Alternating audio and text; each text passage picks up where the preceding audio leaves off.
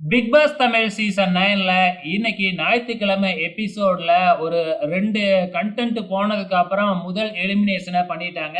நம்ம விஜய் சேதுபதி வந்து பார்த்தீங்கன்னா, நாமினேஷன்ல இருக்கிறவங்கலாம் ஒண்ணா உட்காருங்க அப்படின்னு சொல்லிட்டு, ஒவ்வொருத்தவங்களா காப்பாத்திக்கிட்டே வந்து கடைசியில ஒரு 5 பேர உட்கார வச்சாங்க.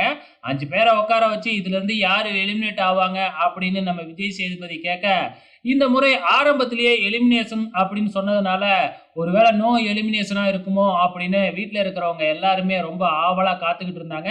கேட்கிறப்பயும் அதுதான் சொன்னாங்க. யாரும் எலிமினேட் ஆக மாட்டாங்க. நோ எலிமினேஷன்னு சொல்லப் போறீங்க அப்படின்னு ஆவலா இருந்துகிட்டு இருக்கப்பயே டக்குன்னு எலிமினேஷன் கார்ட எடுத்து காமிச்சிட்டாரு. அதுல எஃப்ஜே அப்படிங்கிற நேம் இருந்துச்சு.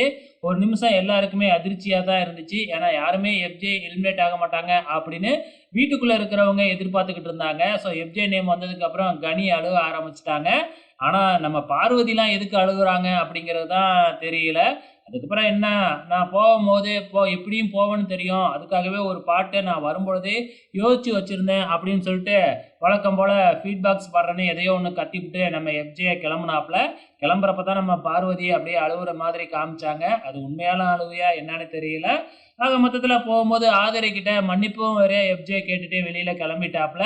ஸோ ஆரம்பத்திலேயே ஒரு எலிமினேஷன் நடந்துருச்சு இல்லையா? இப்ப கடைசியா ஆதிரையும் எலிமினேட் பண்ண போறாங்க. பொறுத்திருந்து பார்க்கலாம்.